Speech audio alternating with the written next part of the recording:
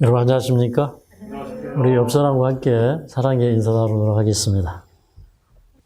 성경 말씀을 보면 우리가 어떻게 해야 복을 받는지, 복 받는 비결이 나옵니다. 그런데 성경 말씀의 복은 사실은 다른 사람을 복되게 함으로 내가 복을 받아요. 오늘날 많은 사람들이 이제 그 복을 어떻게 받는지 몰라서 복을 못 받습니다. 근데 제가 이제 이 룻기서를 살펴보니까 거기에 너무나 아름다운 이야기들이 기록되어 있고 또 우리가 어떻게 하면 주님께로 복을 받는지가 나옵니다. 근데 첫째 이제 그 복은 무엇이냐면 예수님을 아는 것이 복이에요. 그래서 그 복을 발견한 사람들은 마치 엘리야가 자기를 부를 때 모든 것을 버려두고 그 엘리야를 쫓아갔어요.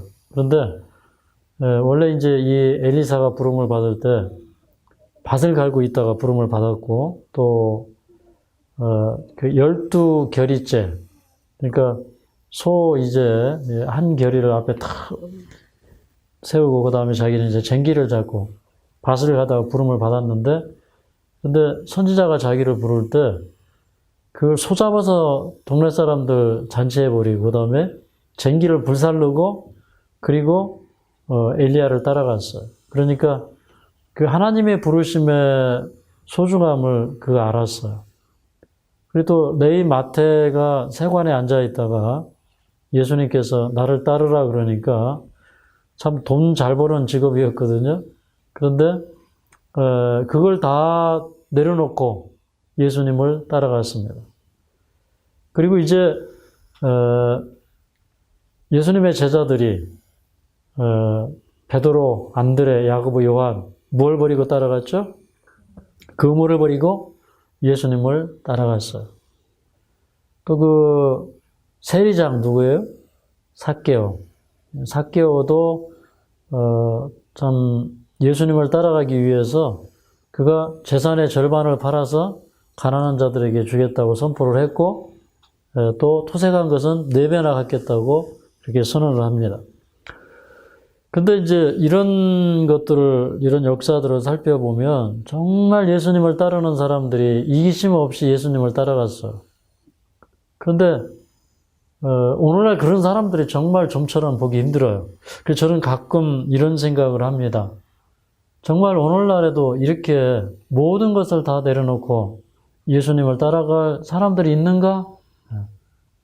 근데 그 생각해 보면 의외로 그런 사람들이 드물어요. 이제 사람들이 그럴 수도 있죠. 너는 해봤어? 이렇게.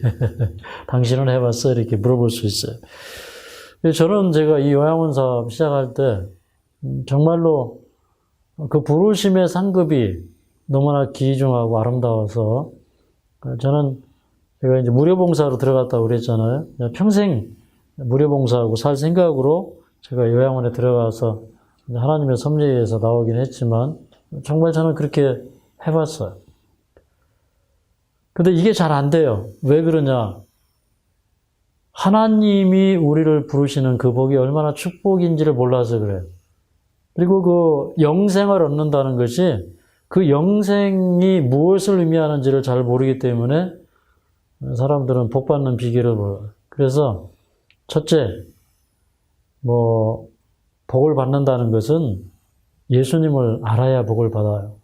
그러니까 기독교가 병드는 목적은, 병드는 이유는 기복신앙 때문에 기독교가 병이 든다. 그래서 하나님 앞에 복을 달라고 그러는데 이 세상에서 필요한 걸 자꾸 달라고 그래요. 그게 복인 줄 알아요. 그런데 진짜 복은 뭐냐면 영원한 것을 위하여 세상 것을 내어 던질 때 진짜 복의 의미를 안 것입니다. 그 다음에 이제 두 번째 복 받는 비결은 우리 여기 이제 룻기서에 다 이게 나온 얘기예요. 근데 두 번째 복 받는 비결은 남을 위하여 축복을 빌므로 자기가 복을 받아요.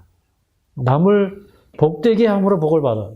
제가 오늘 이 눕기서를 읽으면서 그런 부분들을 깨닫게 되었습니다. 그래서 이제 그 눕기서의 흥미진진한 이야기를 제가 이제 이야기식으로 풀어서 설명을 해드리면서 눕기서에 이렇게 아름다운 얘기가 있구나. 적어도 눕기서는 확실하게 우리에게 복받는 비결을 가르쳐준다. 그것을 깨닫게 될 것입니다. 자, 여기 먼저 1절부터 5절까지 좀 한번 읽어보죠. 우리 눕기 1장 1절부터 5절 구약 402쪽입니다. 구약 402쪽입니다. 한번 읽어보도록 하겠습니다. 시작. 사사들이 치리하던 때에 그 땅에 흉년이 드니라. 유다 베들레헴의 한 사람이 그 아내와 두 아들을 데리고 모압 지방에 가서 우거하였는데 그 사람의 이름은 엘리멜렉이요 그 아내의 이름은 나음이요 그 두 아들의 이름은 말론과 기론이니 유대 베들레헴 에브라 사람들이었더라. 그들이 모압 지방에 들어가서 거기 유하더니 나오미의 남편 엘리멜렉이 죽고 나오미와 그 두 아들이 남았으며 그들은 모압 여자 중에서 아내를 취하였는데 하나의 이름은 오르바요 하나의 이름은 누시더라. 거기 거한 지 10년쯤에 말론과 기론 두 사람이 다 죽고 그 여인은 두 아들과 남편의 뒤에 남았더라. 여기 이제 예수님이 태어나신 장소이기도 한데 이제 눕기서는 예수님이 태어나시기 훨씬 이전에 기록이 되었지만 근데 이제 그 예수님이 태어나실 장소에 이미 이제 오래전에 아름다운 그 믿음의 역사가 이제 이루어지고 그걸 통해서 또 예수님이 이 땅에 오시게 되는데 여기 베들레헴 에브라다라고 그렇게 얘기하죠. 베들레헴 에브라 사람의 이야기가 나옵니다. 그런데 여기 한 가정이 이제 아주 심한 기근이 들어서 흉년이 와서 저 외국으로 모압으로 이민을 가요. 근데 그 가정은 이제 그 가정이 엘리멜렉이에요. 그런데 저 이제 모압 땅에 가서 사는데 참 이상한 일이 벌어지는 겁니다. 거기 모압 땅에 열에 거하다 보니까 첫 번째 나오미라고 하는 여자의 남편 엘리멜렉이 거기서 죽었어요. 근데 그 집안에 아들이 몇이에요? 둘이 있는데 아니 말론이라고 하는 큰아들이 죽더니 그 다음에 두 번째 기련이라고 하는 둘째 아들이 죽어요. 그러니까 이 집안에 이제 이런 일들이 일어날 때 이건 그 고대 세계에 있어서 한 집안에 남자들이 다 죽는다는 것은 이건 아주 참 그 집안에 재앙이 임하는 것이고 그 집안 아주 쫄딱 망하는 집안이 된 것입니다. 근데 뭐 고대 세계에 있어서 사실 이런 일이 일어날 때 사람들은 다 어떻게 생각합니까? 하나님께서 이 집안에 심판을 내리고 이 집안에 재앙을 내린다 이렇게 이제 생각을 하는 거예요. 근데 이제 여러 해를 그렇게 살다가 보니까 오히려 이 모압 땅에는 이 사람들이 올 때 더 나은 환경을 찾아서 더 나은 삶을 찾아서 왔어요. 왜? 지금 유대 땅 베들레헴에는 흉년이 왔기 때문에 먹기 살기 좋은 곳을 찾아서 남으로 이제 내려오다 보니까 모압 족속에 들어가서 살게 되었다 이 말이에요. 그런데 오히려 하나님께서 저 이제 유다 땅에 다시 비를 주셔서 양식을 주셨다는 얘기를 들으니까 이 나오미가 다시 이제 고향으로 돌아가려고 하는 것입니다. 그런데 이제 외국 땅에 와서 살다 보니까 두 며느리를 데리고 갈 수밖에 없어요. 그래서 가다가 가만히 생각을 하니까 안 되겠어요. 이 두 며느리는 아직 젊고 장래가 아주 청청한 그런 때인데 어떻게 이제 할 수가 없어서 두 며느리에게 내가 이렇게 참 박복한 그런 여자인데 너희들은 다 돌아가라. 가서 시집가서 아직 때가 멀었으니까 시집가서 잘 살아라. 그렇게 얘기를 합니다. 그러면서 여기 이제 9절에 보면 이렇게 얘기하죠. 9절에 보면 여호와께서 너희로 각각 남편의 집에서 평안함을 얻게 하시기를 원하노라 하고 그들에게 입맞춤에 그들이 소리를 높여 울더라. 이렇게 기록이 되어 있습니다. 시집가서 잘 살아라 이 얘기예요. 너희 남편의 집에서, 남편은 죽었잖아요. 그죠? 근데 너희 남편의 집에서 평안하기를 원하노라 하는 얘기는 너희가 시집가서 복받고 잘 살기를 원하노라 이제 이런 얘기예요. 그러면서 여기 14절에 보면 이렇게 얘기합니다. 여호와의 손이 나를 치셨으므로 나는 너희로 인하여 더욱 마음이 아프도다. 그러니까 나오미는 이제 그런 시련을 통해서 뭔가 마음속에 이렇게 깨달음이 오는 거예요. 근데 저는 이제 이런 생각도 해봤어요. 이 얘기가 액면 그대로 여호와께서 나를 치셨다. 그런 얘기보다는 이제 그 한 가정에 기근이 오고 어려움이 올 때, 예전에 이제 이스라엘 백성들의 풍속에서는, 이렇게 각 지파별로 이렇게 나눠준 땅이 있어요. 이제 애굽에서 가나안으로 들어갔을 때 각 지파별로 각 가족별로 나눠준 땅이 있는데 그 땅은 영원히 팔 수도 없고 또 중간에 이제 가게가 기울어서 팔아먹으면 또 50년째 희년이 되면 또 그 땅이 자기 기업이 자기로 돌아오고 이제 이런 제도도 있죠. 그리고 또 그 기업을 버릴 수가 없어요. 항상 그 기업은 영원히 하나님께서 그들에게 그 이스라엘 백성들에게 그것을 관리하라고 청지기로서 위탁하신 거예요. 그리고 이제 이 유대인들에게 있어서 이방인과 섞여 산다는 거, 더군다나 이방인과 결혼한다는 거, 이거 율법에 위배되는 거예요.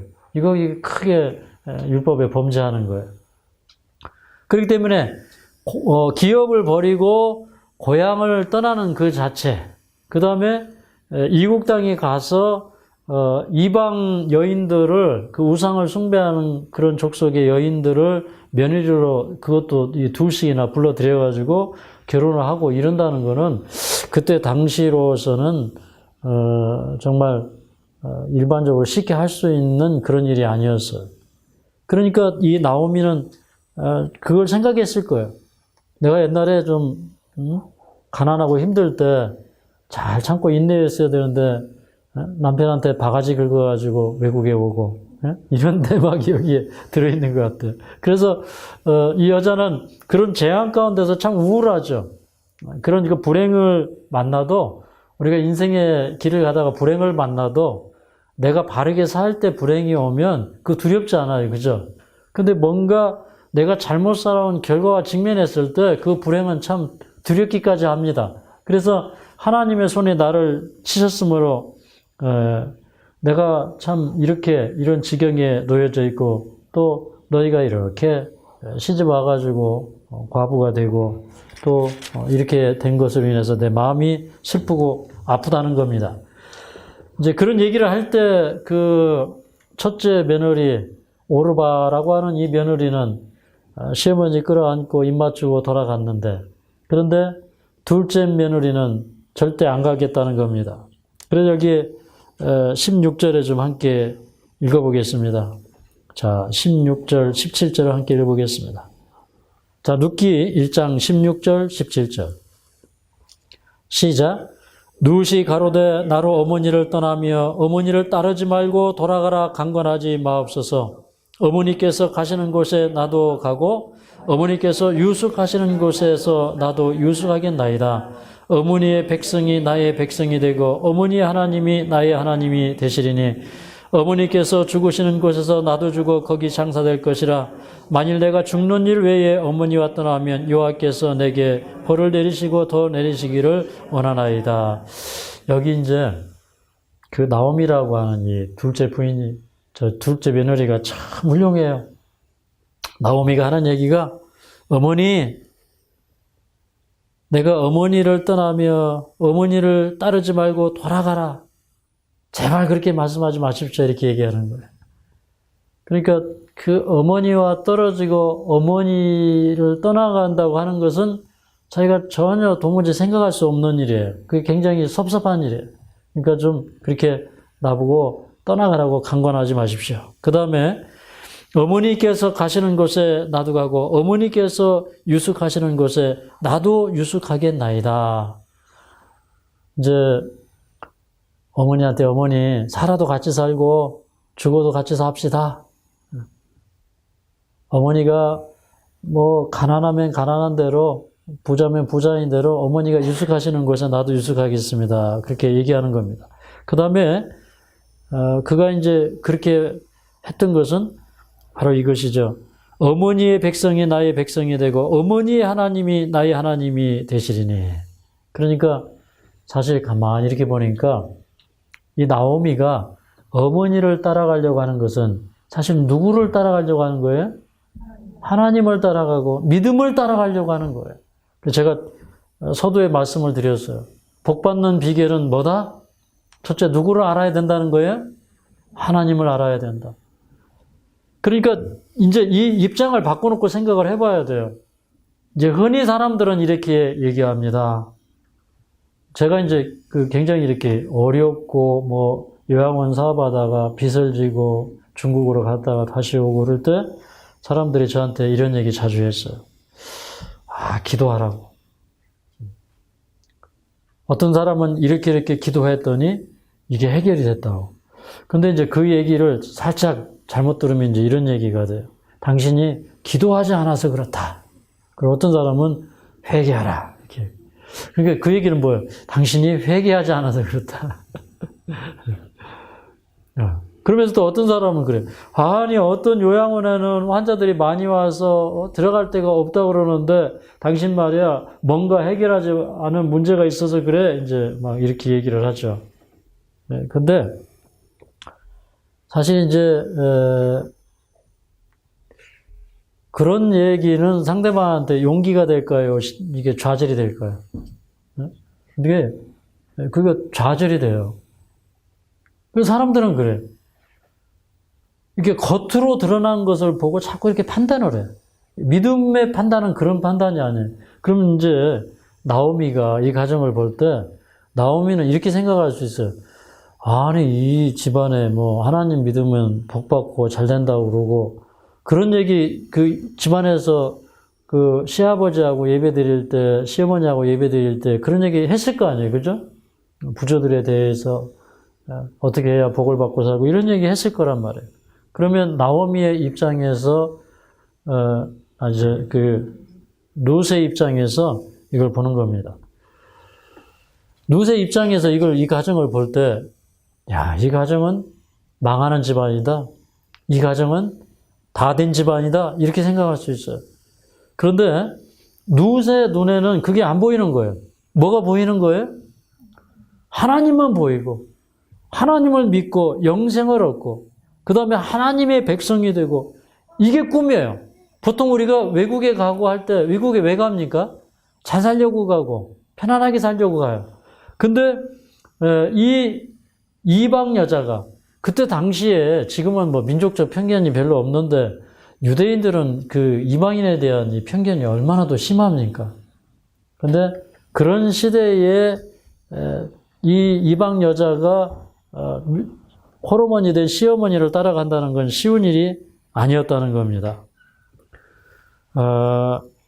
그래서 이제 그렇게 떠나지 않겠다고 그러니까 그 시어머니가 둘째 며느리를 데리고 집으로 왔어요. 집으로 오니까 사람들이 수근수근 하죠. 동네에서 손가락질하고. 아니, 저 나오미가 잘 살겠다고 그리고 남편하고 두 아들 데리고 이민을 가더니만, 그런데 나오미가 쫄딱 망해가지고 가부된 둘째 며느리 데리고 왔고, 그 다음에 남편도 죽고 두 아들도 죽었다. 그러니까 그 사람들이 그렇게 손가락질하고 하는 게 이게 얼마나 괴로울까요? 그러니까 이 사람이 뭐라고 그러냐면 나의 이름을 나오미라 하지 말아라. 여기 보면 뭐라고 하라 그랬냐면 20절에 보면 말하라 하라. 마음이는 원래 뭐 즐거움, 사랑스러운 자, 뭐 이런 뜻을 가지고 있어요. 근데 그러니까 아마 원래 나오미는 이렇게 아마 예쁜 여자였을 것 같아요. 어떻게 보면 귀비인 것 같고 사랑스러운 여자이고 아름다운 여자였을 것 같아요. 그런데 이제 내 이름을 말하라고 해라. 전능자가 나를 심히 괴롭게 하셨다. 이렇게 얘기를 하는 겁니다. 그리고 이제 돌아오긴 돌아왔는데 보니까 사람들이 이 가정에 어려움이 있다고 해서 이 가정을 돕는 것 같지 않아요. 오히려 사람들은 손가락질하고 수군거려요. 그런데 돌아와서 보니까 먹을 게 없어요. 그러니까 이 루시 어머니, 제가 오늘은 좀 보리 베는 때니까 나가서 보리 이삭을 주겠습니다. 하나님께서 저에게 은혜를 베푸시면 제가 어떤 사람을 만나면 제가 그 사람을 만나서 따라가서 보리 이삭을 주겠습니다. 하고 이제 어머니에게 얘기하고 보리 이삭 주스러 나가요. 이걸 보면 이 롯은 참 훌륭한 여자예요. 그렇죠? 정말 희생할 줄 알아요. 이제 보통 영악한 사람들은 이런 판단을 안 하고 이렇게 안 따라가요. 그러니까 사람들은 벌써 많이 배운 사람일수록 이렇게 주판을 딱 튕기고 있죠. 내가 어떻게 해야 나한테 이문이 돌아오고 어떻게 하면 손해보고 이거 다 하고 있어요. 근데 그 과부된 시어머니에 따라가지고 와서 자기가 그 시어머니가 야 며느라 여기 앉아있거라 내가 나가서 보리이삭 주워올게 이렇게 해야 어쩌면 정상인지 몰라요. 그런데 제가 나가서 보리이삭 주워오겠습니다. 그렇게 이제 하고 가는 겁니다. 근데 이제 이렇게 보리이삭을 주스러 갔다가 우연히 어떤 사람을 만나요. 그럼 이게 우연일까요? 하나님 섭리일까요? 하나님 섭리예요. 그러니까 모든 것을 다 내려놓고 하나님께 맡기는 사람은 그때부터 역사가 일어나는 거예요. 아멘입니까? 그때부터 역사가 일어나요. 근데 그 사람을 따라갔는데 그게 베들레헴에서 가장 유력한 유지 집안이에요. 그 이름은 보아스라는 인물입니다. 예, 보아스. 보아스가 이제 또 아들을 낳고 그 계통에서 다윗이 나오고 또 그 계통에서 예수님이 잉태를 해요. 그러니까 이 집안이 보통 집안이 아니에요. 근데 나오미는 그냥 믿음을 따라왔는데 그 예수님의 그 족보에 그 혈통에 들어가는 그런 그 조상이 될 줄은 모르고 이제 따라온 것이에요. 근데 우연히 만났는데 그 보아스의 집에 이제 밭에 가서 이삭을 이렇게 주는 것입니다. 그런데 이제 여기 보면 2장 4절부터 보아스가 등장을 해요. 근데 보아스가 딱 와서 그 종들이 보니까 보리를 베고 있는데 뭐라고 하냐면 여호와께서 당신들에게 함께 하시기를 원합니다. 이렇게 하니까 이 종들이 뭐라고 하냐면 자 2장 4절 마지막 부분에 그들이 대답하되 여호와께서 당신에게 복 주시기를 원하나이다. 그랬어요. 여기 이제 굉장히 아름다운 기사들이 나오고 있어요. 여기 보니까 보아스는 그 종들에게 여호와께서 너희와 함께 하시기를 원하노라. 그러니까 이 종들은 또 뭐라고 하냐면 여호와께서 당신에게 복 주시기를 원하나이다. 이렇게 얘기해요. 이게 얼마나 아름다운 얘기입니까? 제가 이제 뭐 시간이 없어서 일을 못하고 이렇게 하니까 하나님께서 돕는 천사를 보내가지고 지금 밥 갈고 빈 여시고 다 하고 있죠. 제가 예전 같으면 제가 하고 있어요.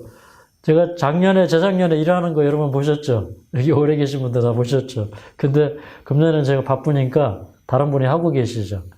근데 오늘 하루 종일 상담을 했더니 이게 목소리가 잘 안 나오는데 저녁에 우리 집사람 보니까 막 얼굴이 파김치가 됐어요. 그래가지고 제가 우리 집사람 얼굴 보면서 오늘은 제가 말씀을 드리기를 참 잘했다 이런 생각을 하는데 어쨌든 저는 뭐 즐거운 마음으로 또 임무를 수행하고 있습니다. 그런데 저 밑에서 이제 우리 동네 아저씨가 이제 이게 지금 비닐로 씌우고 있으니까 제가 이렇게 보니까 우리 그 작은 이모님이, 우리 주방장 이모님이 거기 막 뛰어가.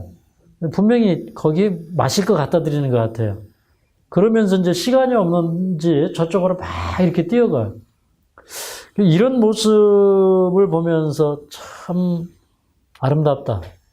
근데 누가 뭐 갖다 주라고 안 했지만 시간이 없고 바쁘니까 이모님이 막 뛰어다니면서 저 멀리 있는 분 챙기는 거예요.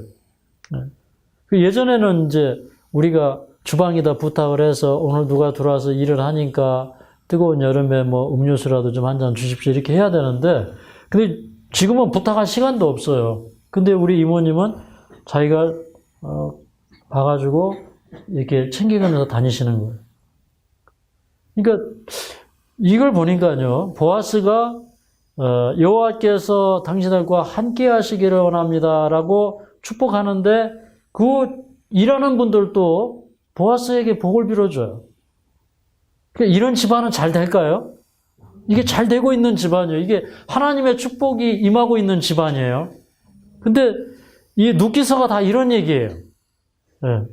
얼마나 좋습니까? 그죠? 마치 우리 하늘마을의 분위기와 같습니다. 어제 여러분이 또 간증을 하라고 하니까 또 몇몇 분들이 나와가지고 얼마나 또 멋지게 간증을 잘해주시고 또 하늘마을의 축복을 빌어주시는지 제가 어제 마음이 흐뭇했습니다. 참 감사합니다. 근데 이제 그런 이제 보아스가 그렇게 다른 사람을 위해서 이렇게 복을 빌어주고 또 복 비밀 받는 보아스가 이렇게 보니까 어떤 소녀가 와가지고 그 종들을 따라서 이삭을 이렇게 줍고 있어요. 그래서 저 소녀가 누구냐고 물어봅니다. 그랬더니 그 종들이 아침부터 와가지고 우리를 따라다니면서 이삭을 줍고 있다고. 근데 얼마나 부지런한지 잠시 쉬고 계속 지금 이삭을 줍고 있다고. 그러니까 이 보아스가 8절에 이렇게 얘기를 합니다. 여기다 한마디 더 첨분가를 해야 되겠네요. 이 소녀가 어떤 여자냐면 저 그 모압에서 나오미를 따라온 그 여자라 이렇게 얘기를 해요. 그러니까 이 보아스는 그 소문을 들었을 거 아니에요? 그러니까 이 보아스는 그 딸의 참 믿음이 대단하고 참 아름다운 며느리다 이렇게 생각을 한 거예요. 그래서 여기 이제 8절에 보면 내 딸아 그렇게 얘기를 해요. 그러니까 자기는 이제 그 친족이고 그 다음에 또 어른의 입장에서 이렇게 내 딸아 다른 밭으로 가지 말고 여기서 이 소년들과 함께 이삭을 주서라. 그리고 내가 더 소년들한테 너를 건드리지 못하게 이렇게 당부를 했으니까 안심하고 그 다음에 목이 마르면 여기서 목을 축이고 물을 마시고 그러면서 이제 이삭을 주서라. 그랬더니 여기 이제 자 여기 10절부터 12절까지 좀 읽어보겠습니다. 10절부터 12절 시작. 룻이 땅에 엎드려 절하며 그에게 이르되 나는 이방 여인이거늘 당신이 어찌하여 내게 은혜를 베푸시며 나를 돌아보시나이까? 보아스가 그에게 대답하여 가로되 내 남편이 죽은 후로 내가 시므에게 행한 모든 것과 내 부모와 고국을 떠나 전에 알지 못하던 백성이 걸어온 일을 내가 분명히 들었느니라. 여호와께서 내 행한 일을 보응하시기를 원하며 이스라엘 하나님 여호와께서 그 날개 아래 보호를 받으러 온 내게 온전한 상 주시기를 원하노라. 아멘. 근데 이 룻이라고 하는 이분 참 겸손하고 아름다워. 그러니까 자기에게 그 이삭을 죽게 하는 그 따뜻한 그 보아스의 배려를 보면서 거기에서 와서 절을 하는 겁니다.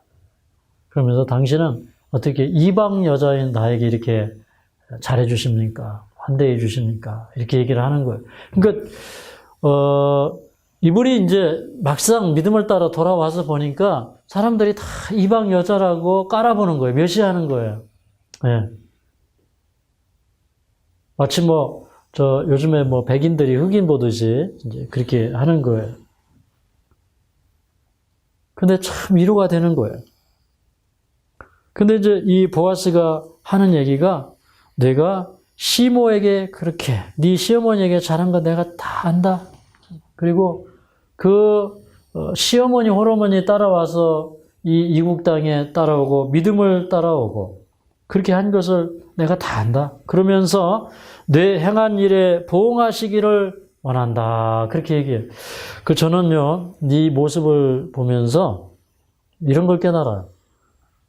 여러분, 우리가 인생을 어떻게 살든지 우리가 살아온 결과와 만난다. 제가 자주 그런 얘기 하죠. 우리는 어떻게 씨를 뿌리고 살든지 내가 뿌린 대로 거둬요. 이 보아스는 그걸 알아. 그러니까 당신이 그렇게 믿음을 따라서 그렇게 선하게 했으니까 하나님께서 당신이 행한 일에 그 보답을 주시기를 원한다는 거예요. 이게 얼마나 아름다운 얘기입니까? 그러니까 우리가 사람을 보고 어떤 일을 하는 거는 그 사람은요, 그것밖에는 내가 보답을 못 받아요. 그런데 하나님을 보고 하는 일은 그만한 보상을 받아요. 제가 이 말씀 읽으면서 이런 생각도 했어요. 전도서 11장에 보면 내 식물을 취하여 물에 던지라 여러 날 후에 도로 찾으리라 그런 말씀이 있어요. 이게 이제 무슨 얘기냐면 이런 얘기거든요. 여러분 우리가 이렇게 예를 들어서 뭐 먹을 걸 바다 또는 물 이건 이제 백성을 의미하거든요. 그러면 그걸 이렇게 사람들에게 나누어줘요.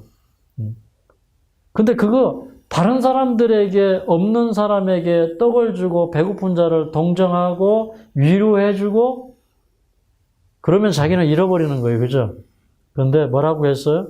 내가 다 잃어버려요. 근데 그게 물 위에서 둥둥 떠서 돌아다니다가 결국에 누구한테 와요? 나한테 와요. 그래서 다른 사람에게 복을 주면 그 복이 나한테 돌아오는 거예요. 아멘입니까? 네.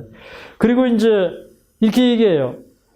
이스라엘 하나님 여호와께서 그 날개 아래 보호를 받으러 온 내게 온전한 상 주시기를 원하노라. 그러니까 우리가 인생이 힘들고 어려운 날에 어디를 피해야 돼요? 하나님의 날개 아래. 예수님이 그런 얘기했죠. 암탉이 그 새끼를 품은 같이 내가 너희를 품으려고 한 것이 몇 번이다냐. 근데 제가 어릴 때 이제 우리 집이 좀 춥고 이렇게 했는데 추울 때 저희 할머니가 저를 키울 때 제가 이제 이렇게 어릴 때부터 마르고 이렇게 추위를 많이 타고 막 이러면 할머니가 저를 재울 때 어떻게 재우냐면 할머니 이 두 다리 가랭이 사이에 제가 춥다고 다리를 거기다 끼라고 그래요. 이렇게 끼라고 그러고 팔을 비워주고 그 다음에 이렇게 펄하게 안아줘. 제가 어릴 때 이제 그렇게 컸어요. 그리고 이제 바깥에서 이렇게 찬바람 들고 우풍이 있잖아요. 그러면은 또 머리맡에 이렇게 이불 같은 걸 놔가지고 이렇게 보호막을 딱 해줘요. 그럼 이제 제가 할머니의 품 안에서 쉬는 거예요. 잠을 자는 거예요. 그런데 우리 인생의 힘든 날에 우리는 그 주님의 깃털 같은 그 품 속에서 좀 편히 쉬어야 돼요. 그런데 보아스의 마음이 그 누웃의 인생길에 지치고 힘들고 외롭고 배고프고 그런 인생에게 하나님께서 좀 따뜻하게 좀 편하게 품어주시기를 바라는 그런 마음이 그에게 있었어요. 근데 저도 이제 저도 참 많이 부족한 사람이지만 제가 이제 요양원 사업을 시작을 했는데 어느 날은 제가 화하는 분들이 누워있는 방에 가서 이렇게 누워봤어요. 여기 누워서 우리 화하는 분들이 무슨 생각을 할까 하고 천장을 이렇게 보니까 천장에 지가 오줌을 싸가지고 이제 지도를 다 그려놨어요. 그래서 이거 좀 도배를 다시 해야 되겠다.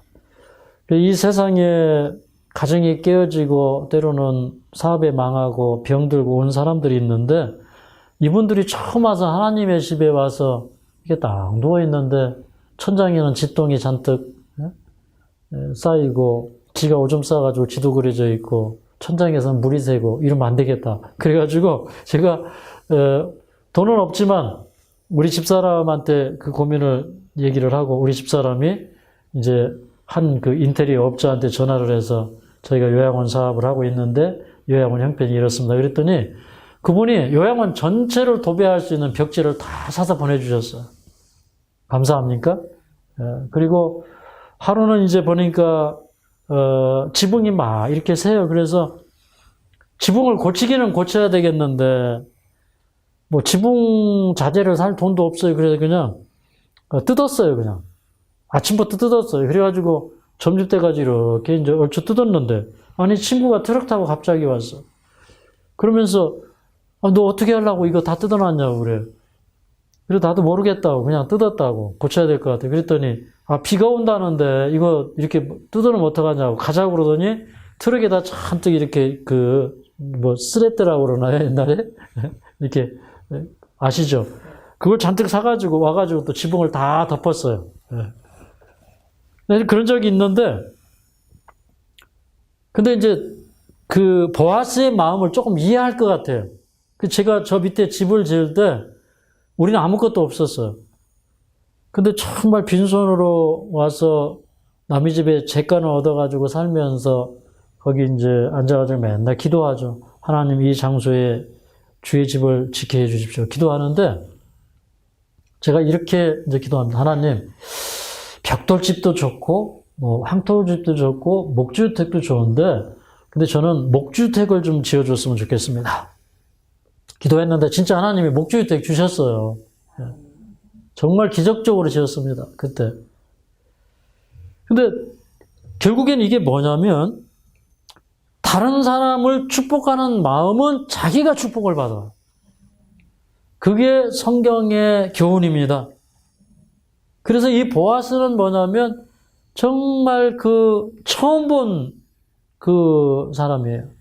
그런데 그를 불쌍히 여기고 긍휼히 여기고 주님의 마음으로 그를 축복하는 이 성령에 감동된 보아스. 그 보아스는 실존 인물이지만 예수님을 표상하는 인물이에요. 쫄딱 망한 집의 기업을 다시 사서 룻의 이름으로 대를 잇게 해주는데 그냥 봉사하고 희생하는 보아스. 어떻게 보면 인생 파산길에 만난 은인이 바로 보아스예요. 근데 그 보아스는 우리 파산한 인생에 찾아오시는 예수님이에요. 우리 힘들고 외롭고 배고프고 지쳐있고 할 때 그 믿음을 따라간다고 하지만 정말 우리 인생길이 정말 남의 보리밭에 가가지고 보리삭 줍는 그런 인생 같은 때가 있어요. 저도 뭐 예수님 따라오면서 예수님 은혜로 지금까지 잘 살았죠. 그런데 때로는 정말 그런 보리 이삭을 주워야 사는 그런 느낌을 가질 때도 있었어요. 근데 그런 우리 인생에 찾아오시는 예수님 정말 고맙지 않습니까? 정말 감사해요. 그리고 이제 보아스가 이제 14절에 보면 그 식사 때 또 룻을 불러다가 같이 떡을 떼게 하고 또 한 상에서 배불리 먹게 하고 그 다음에 이제 오후에 계속 이삭 축제가 될 때 소년들을 불러가지고 야 너희들 너무 알뜰하게 수확하지 말고 좀 하면서 대충대충 하나씩 빼가지고 버려라 그렇게 얘기해요. 그러니까 보아스는 참 친절하죠. 그리고 그냥 주면 또 자존심이 상하죠. 그죠?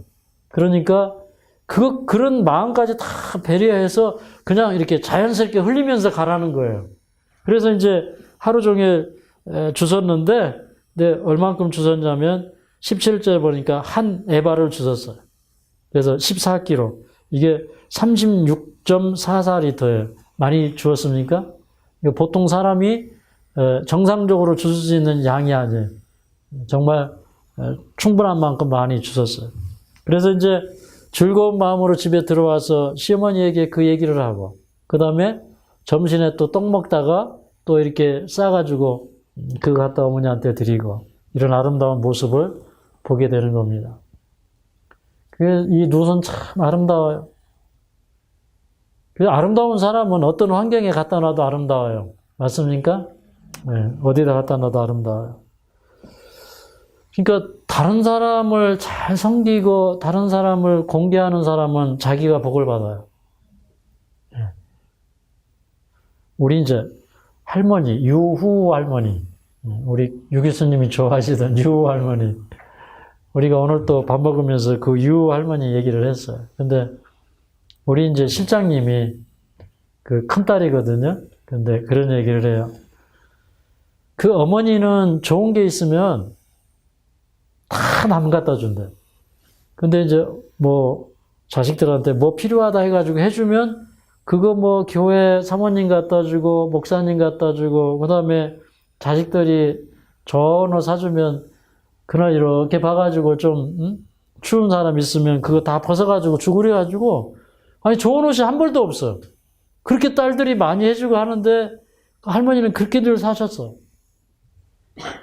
근데 이제 정말 말로만 듣던 이 할머니가 그때 굉장히 연세가 많이 드셔가지고 뭐 한 거의 90 돼가지고 이제 이 한국에 오셨어요. 그런데 그 할머니의 그런 모습을 제가 몇 년 동안 그 할머니 모시고 살면서 제가 복을 받았어요. 근데 이 할머니는 용돈 누가 갖다 주면 싹 모아놨다가 그냥 헌금 싹 내버려요. 그리고 저한테 주고 막 이래요. 근데 이 할머니의 큰 선물은 뭐냐면 하나님 이서방 교회 짓게 해주세요. 이서방 요양원 짓게 해주세요. 그러는데 그 할머니의 기도 소리가 늘 떠나지 않아요. 근데 그 할머니가 그렇게 봄부터 기도하셨는데 가을부터 제가 집을 짓는 역사가 일어났어요. 그래서 이 하늘마을이 생긴 거예요. 참 그 할머니, 제가 요양원이 이거 한다고 할머니가 이제 마지막은 저 동두천에 큰딸의 집에 갔다가 거기 가까운 요양원에서 계시다가 잠드셨는데 그 할머니가 뭐라고 유언을 했냐면 내가 죽거든 그 이서방이 와가지고 장사를 좀 치르게 하라고. 그러니까 그렇게 저를 사랑하시고 저를 이뻐해 했어요. 근데 뭐 마지막에 제가 자주 찾아뵙지 못해서 미안하긴 한데 저는 우리 할머니 생각이 납니다. 그러니까 다른 분을 위하여 축복을 비는 한 사람 때문에 그 가정이 다 복을 받아. 우리가 이 세상에 그런 복의 근원이 되어야 됩니다. 자, 그런데 이제 그 얘기를 들은 다음에 나오미가 그러면 그 사람은 참 우리 남편 네 시아버지가 살았을 때도 우리 집한테 그렇게 잘하더니 남편이 죽고 난 다음에 그렇게 잘하는구나. 그런데 그 사람이 사실 우리 친척이니까 그 사람이 우리 이 망해서 팔아먹은 그 기업을 다시 물러줄 사람이다. 그러니까 다시 사서 이제 줄 사람이다 이 말이에요. 그래서 이 나오미가 자, 그 사람이 이제 이렇게 보리를 추수할 때는 이게 타작 마당에 와서 텐트를 치고 자니까 그러니까 네가 이렇게 단장하고 들어가서 그 발치에 누우라. 그러면서 이제 사실 옛날에 이제 기업 무르는 제도가 있어서 근족이 기업을 물러줘요.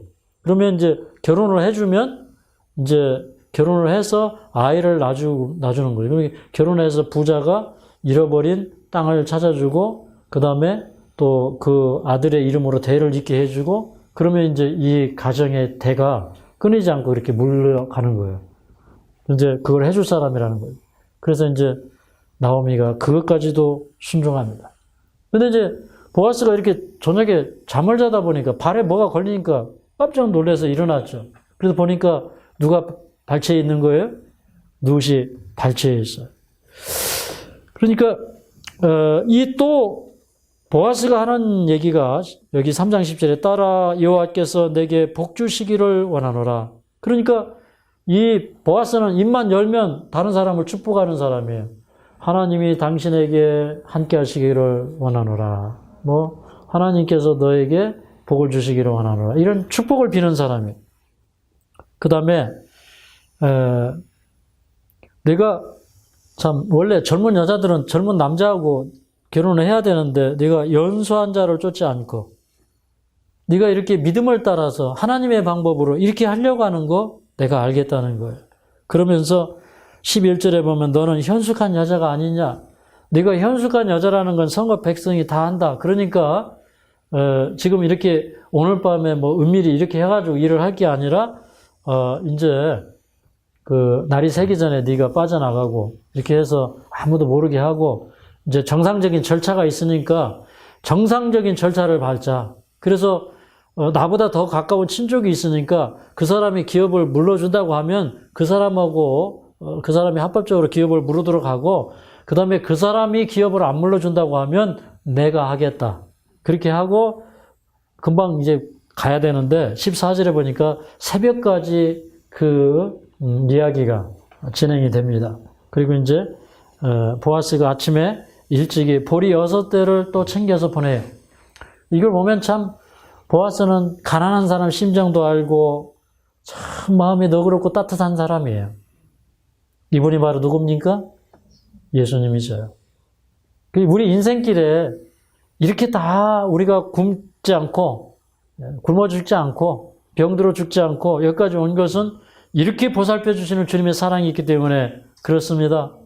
이제 4장에 가면 이제 성읍 장로들을 모아놓고 그 다음에 자기보다 더 가까운 친척을 불러놓고 자 이렇게 나오미의 집이 이런 지경에 놓여 있는데 그 친족에게 이렇게 얘기합니다. 당신이 이 집의 기업을 물러서 그 기업을 사서 그 다음에 그 누시라고 하는 그 며느리가 있으니 그 결혼을 해서 아이를 낳아가지고 그 아들의 이름으로 기업을 물려주시오. 그렇게 얘기해요.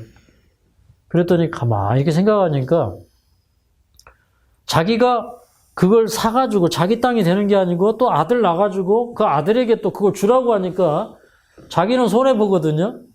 그러니까 나는 못하겠어 하고 그 사람이 성읍 장로들 앞에서 신을 벗어. 그러니까 율법을 준행을 해야 되는데 그거를 준행하지 못하면 그 수치의 표로 신을 벗는 거예요. 그래서 이제 자기는 안 하겠다고 포기를 딱 했어요. 그랬더니 보아스가 거기서 장로들이 있는 앞에서 선언을 하는 겁니다. 그러면 내가 하겠어. 내가 이 기업을 물러주고 그 다음에 아이를 낳아서 그 여인의 아들의 이름으로 이 기업이 대를 이어가게 하겠습니다. 그렇게 해서 이 보아스가 합법적으로 이 룻하고 결혼을 해요. 근데 결혼을 했는데 하나님이 축복해 주셔서 얼마 안 가서 또 아이를 낳았어요. 그래서 이제 그 아이를 딱 낳아가지고 누구의 품에 안겨줬어요? 예, 나오미의 품에 안겨줬어요. 그랬더니 나를 이제 나오미라고 하지 말고 말하라 하던 이 시어머니의 얼굴에 웃음꽃이 피어나는 겁니다. 근데 그 아이를 이제 시어머니가 돌봐주고 하는 것이죠. 그런데 여기 이렇게 얘기합니다. 자, 4장 14절. 함께 읽겠습니다. 시작. 여인들이 나오미에게 이르되 찬송할지로다. 여호와께서 오늘날 내게 기업 물을 자가 없게 아니하셨도다. 이 아이의 이름이 이스라엘 중에 유명하게 되기를 원하노라. 그 나오미가 여호와께 징계받고 징책을 받고 하는 줄 알았는데 그래도 나오미가 끝까지 소망을 잃지 않았어요. 그리고 그런 그 이국 땅에서 그래도 며느리에게 신앙 잘 준수해주고 어떻게 보면 그 나오미보다 며느리가 훨씬 더 훌륭해요. 그죠? 그런데 나오미가 하나님을 누구에게 전해주는 바람에 나오미의 인생이 다시 웃음꽃이 피게 되었어요. 그래서 손주 보면서 이제 행복하게 지내는데 근데 이 아들이 보통 아들이 아니에요. 여기 11절에 보면 7절에 보면 그 이웃 여인들이 그에게 이름을 주니 나오미가 아들을 낳았다 하여 그 이름을 오벳이라 하였는데 그는 다윗의 아비인 이새의 아비였더라 그랬어요. 그러니까 이 계통에서 다윗이 나고 다윗의 후손으로 누가 오셨어요? 예수님이 오셨어요. 야, 그러니까 뭐 여자 팔자 무슨 팔자? 여자 팔자 무슨 팔자예요? 덴박 팔자라면서요. 그러니까 여자 팔자는 어디에 어떤 그릇에 들어가냐 따라서 팔자가 바뀐다면서. 근데 이 여자 팔자가 어떻게 바뀌었냐면 이 룻이 예수님 따라왔어요. 그죠? 하나님 따라서 올인하면서 살아왔어요. 그러니까 자기 인생에 어떤 이익이 남을지를 계산하지 않았어요. 그래서 이 룻이 큰 축복을 받았어요. 어떻게 저 모압 여인이, 이방 여인이 예수님의 그 조상의 족보에 들어가고 몇 명 안 되는 그 여자의 이름에 이 나오미가 들어갔잖아요. 이걸 보면 참 이 아름다운 이야기인데, 저는 이 룻기 읽으면서 제가 서두에 얘기를 했지만 이 룻기서 얘기는 서로 복을 비는 얘기예요. 그래서 저는 확실하게 오늘 깨닫게 됩니다. 우리가 복 받는 비결은 다른 사람을 축복하는 거예요. 아멘입니까? 제가 좋은 성경절 하나 적어놨습니다. 베드로전 3장 9절에 보면 악을 악으로 욕을 욕으로 갚지 말고 도리어 복을 빌라. 이를 위하여 너희가 부르심을 받았나니 이는 복을 이어가게 하려 하심이라. 그랬어요. 그러니까 다른 사람이 나한테 악하게 하면 그걸 악으로 갚지 말고, 또 다른 사람이 나를 욕하면 그 욕으로 갚지 말고 다른 사람에게 복을 빌어라. 그러면 복이 이어간대요. 복이 끊어지지 않아요. 우리는 복을 한번 던지면 그 복이 다른 사람에게서 또 다른 사람에게 계속 복이 이어지는 거예요. 한 사람의 믿음이 그 온 가족을 다 구원하고 축복되게 합니다. 또 이런 말씀이 있어요. 마태복음 10장 12절에 또 그 집에 들어가면서 평안하기를 빌라. 그러니까 우리가 어떤 집에 들어갈 때 그 집에 들어가면서 바로 그 집에 평안하기를 빌라는 거예요. 그러면 그 복이 다 누구에게 돌아옵니까? 내게 돌아와.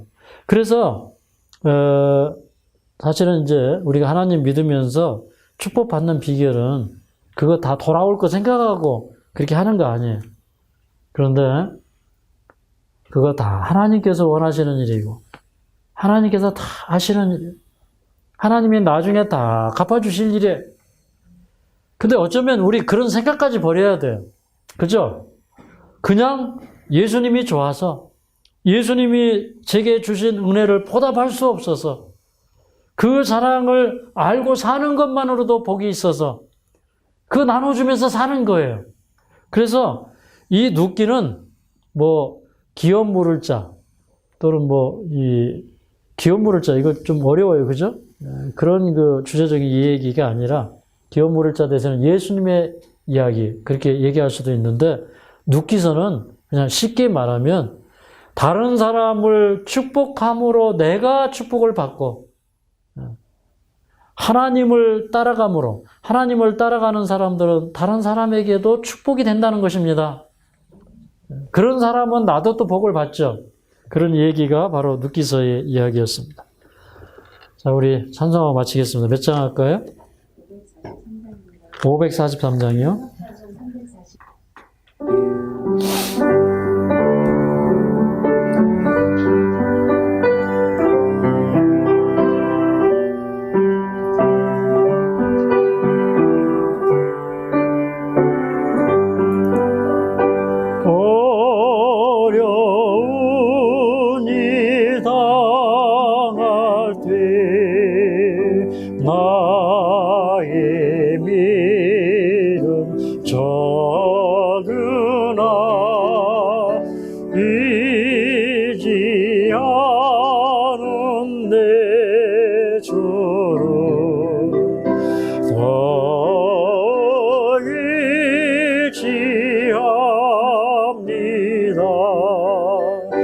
세월 지나갈수록 잊지 않을 것뿐일세. 무슨 일을 당해도 예수 잊지 압니다. 성령께서 내 마음 밝히 비춰 주시니 인도하시 따라서 저만 의지합니다. 세월 지나갈수록 의지할 것뿐일세. 무슨 일을 당해도 예수 의지합니다. 밝을 때의 노래와 어릴 때의 기도로 위대할 때 도움을 주께 간구합니다. 세월 지나갈수록 의지할 것뿐일세. 무슨 일을 당해도 예수 의지합니다. 생명이 있을 동안에 예시합니다.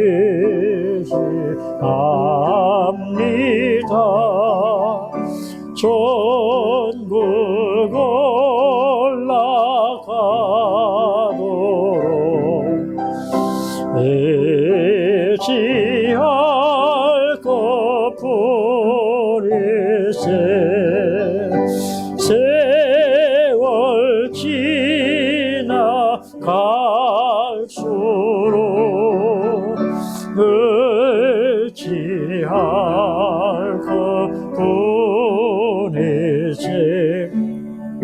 무슨 일을 당해도 예수 의지합니다.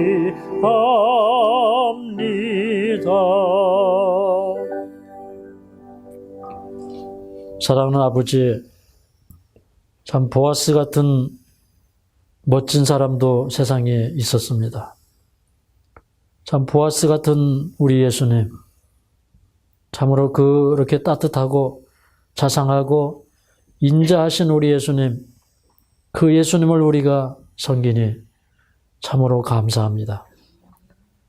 참으로 롯이 이방 여인 되었고, 또 사람들에게 손가락받는 처지가 되었고, 그는 가난하여서 이삭을 줍는 여인이었고, 그는 그저 아무것도 아닌 사람이었지만, 그러나 보아스가 그를 그토록 사랑하고, 그가 걸어온 모든 인생길을 인정하고 사랑하며, 그가 그 모압 땅에서부터 베들레헴까지 걸어왔던 그 모든 길들을 그가 귀히 여기고 복을 빌고, 그가 행한 시어머니에게 잘한 것, 또 여호와의 날개 아래 보호함을 받기 위하여 믿음을 따라온 그 모든 것들을 그가 이해하고 복을 주고 품어준 이런 아름다운 역사를 보면서, 주님은 지금도 우리에게 보아스가 되시기를 원하신다는 것을 인하여 저희가 감사드립니다. 또한 룻같이 순수하고 아름다운 사람이 있음을 인하여 감사드립니다. 그가 참으로 젊은 날에 파산하여 가는 그 가정, 망한 가정, 세상에 볼 것 없는 가정, 그러나 믿음으로 그 가정을 쫓아왔던 그 믿음, 오늘날 우리가 본받게 하여 주시옵소서. 참으로 오늘날 시집가고 장가가는 사람들 많이 있는데 세상에 부귀영화 따라가는데 이런 룻과 같은 믿음이 있어서 믿음 있는 남편 만날 수 있도록 도와주시고 믿음 있는 배우자 만날 수 있도록 이 룻기서를 통해서 배우도록 축복하여 주시옵소서. 오늘도 우리는 룻기서를 통해서 참으로 그 서로 복을 빌어주고 그 축복을 서로 받는 것을 보게 되었습니다. 우리도 남을 축복하는 자 되게 하여 주시옵소서. 종들은 주인을 축복하고 주인은 종들을 축복하고 가진 자는 없는 자를 축복하고 없는 자는 있는 자를 축복하는 이 아름다운 룻기서의 역사가 우리의 삶 속에서 체험되도록 도와주시옵소서. 참으로 룻이 만난 그 보아스, 우리가 만난 예수님 되도록 축복하여 주시옵소서. 예수님의 이름으로 간절히 기도합나이다.